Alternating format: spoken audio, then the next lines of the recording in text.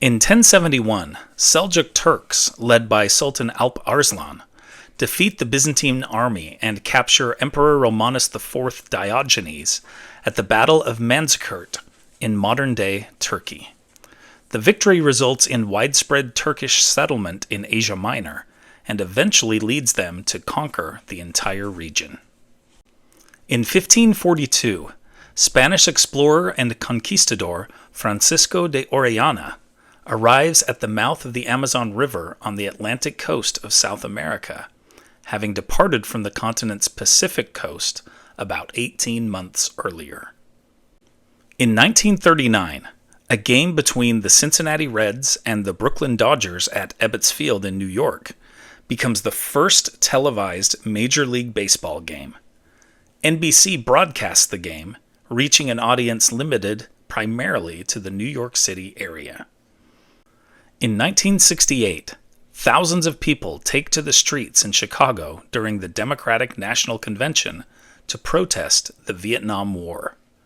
The demonstrations are met with a heavy-handed response from Chicago police, who use aggressive tactics, including tear gas, batons, and mass arrests, to disperse the demonstrators. In 1979, 65-year-old Italian Cardinal Albino Luciani is elected as leader of the Roman Catholic Church, becoming Pope John Paul I, but he dies 33 days later, likely from a heart attack, and is replaced by Polish-born Pope John Paul II. Conspiracy theories abound over John Paul I's sudden death.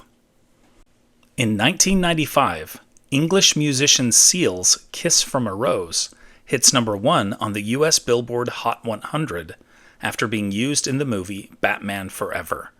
Seal later says, "I owe my career to Joel Schumacher," referring to the director of the film. In 2015, American civil rights activist Amelia Boynton Robinson dies in Montgomery, Alabama, 8 days after her 104th birthday. She was one of the organizers of the 1965 Selma to Montgomery marches during the Civil Rights Movement, and was beaten unconscious by state troopers at the Edmund Pettus Bridge on Bloody Sunday.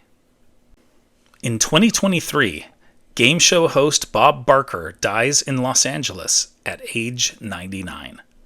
He hosted The Price is Right on CBS for 35 years, from 1972 to 2007, breaking Johnny Carson's record for continuous performances on the same network TV show.